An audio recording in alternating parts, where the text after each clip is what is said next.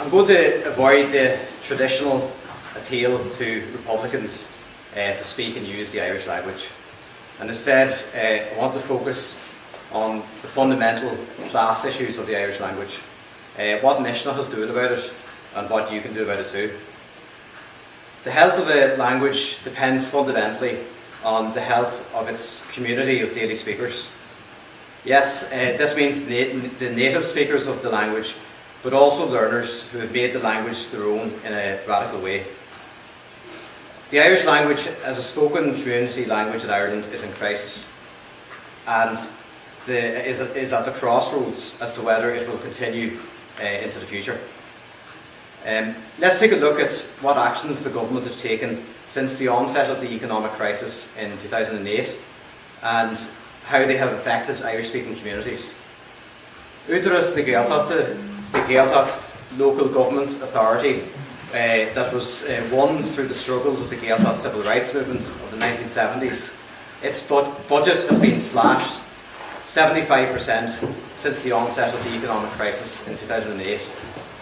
Within the Gaeltacht, the Department of the Gaeltacht, its budget has been cut 70% since 2008.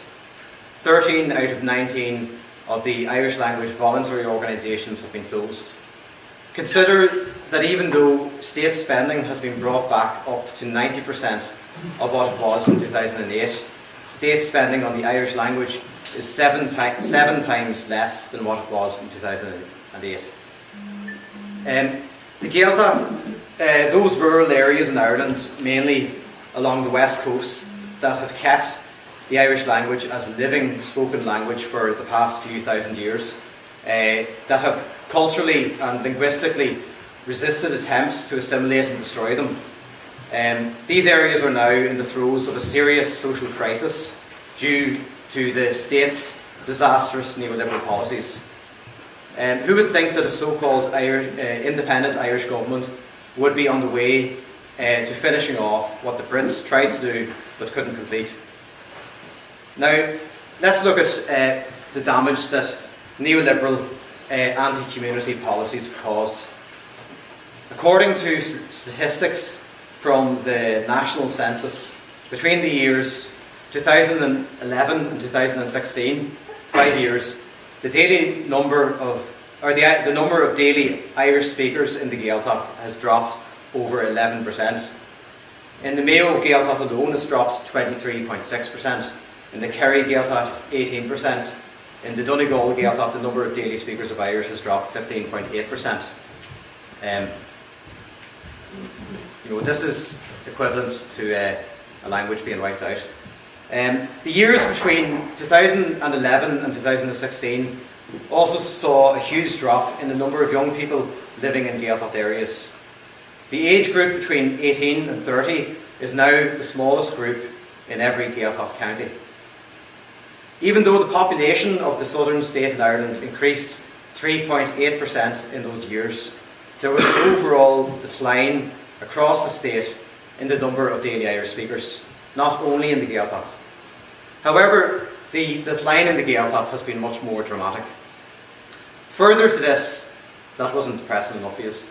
There is clear evidence that rural Gaeltacht communities are some of the most socially and economically disadvantaged communities in this country. Gaeltacht communities, especially in Ulster and Connacht, have extremely high unemployment rates. For example, Misneach in Donegal has an unemployment rate of 35.3%. Scanniv in Connemara has an unemployment rate of 34.3%. Statistics also came out in 2016 indicating that Gaeltacht areas in Ulster and Connacht are significantly under the state's average for socio-economic disadvantage. In short, report after report demonstrate that Gaeltacht communities are in a serious crisis. They are hemorrhaging their youth through emigration because of severe unemployment. The pressures of monolingual, English-speaking, globalised, neoliberal Ireland are forcing more and more people into an English-speaking life and breaking the links of intergenerational language transmission. This, crucially, is a critical time for the future of the Irish language. and hence for the most central, distinct, defining and binding element in the makeup of Irish culture and identity. So what's happening in terms of resistance? In 2013, Misneach was refounded. The previous incarnation of the organisation campaigned in the 1960s and 70s under the stewardship of the Socialist Republican and prolific writer from Connemara, Martin O'Kane. Misneach was reformed in order to take a stand for Irish language speaking communities, our rights and our future, and to do this in a community focused and class conscious way. We have been busy since this date organising campaigns, events, concerts, marches, and publishing our magazine called Misneach. If anyone wants a copy of it, I have a few different issues of it here with me. That's the last one. In 2014, the Commissioner Changa, Seán O'Curdan, who was responsible for making sure the state was implementing and living up to its language policies, he resigned publicly from his post in protest at the state's refusal to hold true to their own policies in regard to services through Irish to its speakers. Also, the Jarrig le Farrig marches that happened in 2014 in Galway, Connemara, Dublin and Belfast. Misneach was instrumental here in organising the first march in Galway and being the main driver behind the march in Belfast. Conradh na Gaeilge and various other groups also threw in their weight into the marches in Belfast and Dublin particularly. And Dram Jarrig, the movement for an Irish Language Act in the 6 counties and to put an end to the stateless discrimination against Irish speakers since its foundation, has been a huge, vibrant campaign with many protests, mobilisations and marches, and is a massive inspiration driving us on to do more. Its success so far is largely down to decades-long work in working class communities to use and make their own of the Irish language. So what can be done about the future of the Irish language as a community language?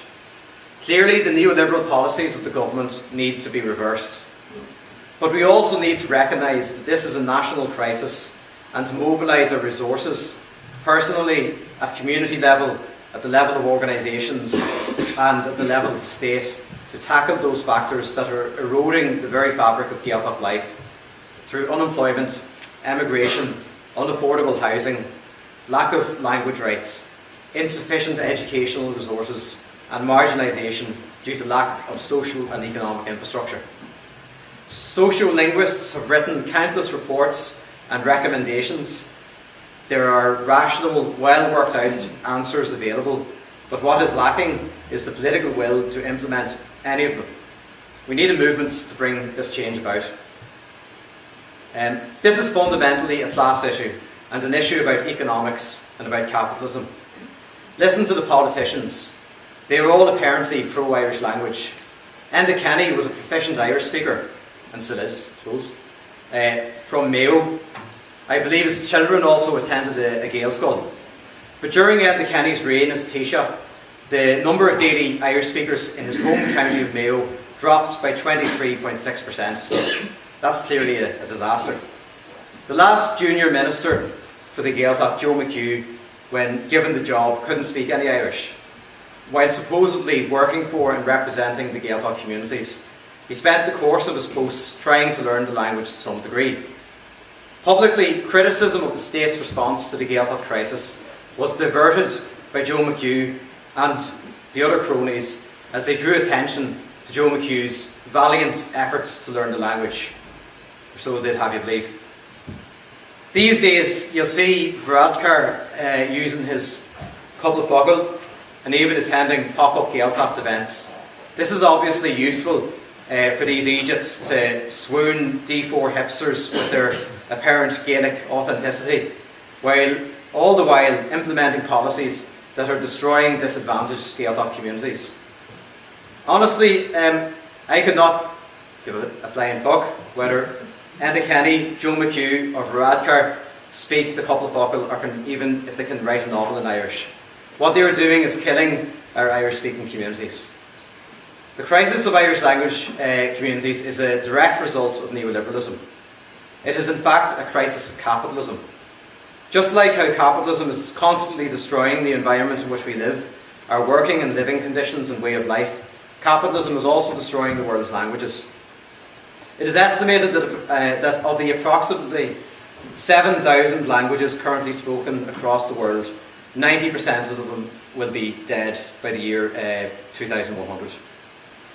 As the famous sociologist Pierre Bourdieu claims, the fight for the future of a minority language requires a total struggle. Our minoritized and marginalised Irish language will survive as a language spoken in our communities, in our daily lives, with our loved ones. It will be part of our working day and of our intellectual and cultural lives, and it will be part of our struggle for a world free of barbarism and the brutality of capitalism. All of this, or it will not survive at all. Just like James Connolly, who made a passionate appeal for those involved in the Irish language movement to become active socialists, Martin O'Kane, the founder of Misneach in the 1960s, said, "Sé dúlgus na Gael a bhíonn socially." It is the duty of Gaels to be socialists. Misneach stands by this position, but it also goes two ways. We call on all Republicans, socialists and progressives in general to stand by Gaeltacht communities who are now struggling to survive, and to support working class based Irish language revival movements. This is an essential part of a struggle for a better future for the people of Ireland. Agus bud a Gaeilge go gothain, agus bud a téhí na teanga agus téhí phobal na Gael tábhata agus. Chud an curdúir bheith páirte a Misneach. Tá obair mór le déanúigin agus tá Misneach rómhog le na dhéanamh. Tá cidiú ítheoring. Tá tidiú bádaí ítheoring a tá sésta an obair seo dhéanamh a gcuideachta na cuideachta. Tá firmathe bailíochta an teagam cumáine leis an iris minlach iris áfagúil Misneach. Agus meag dream go mór an Lord of a lig, go maigh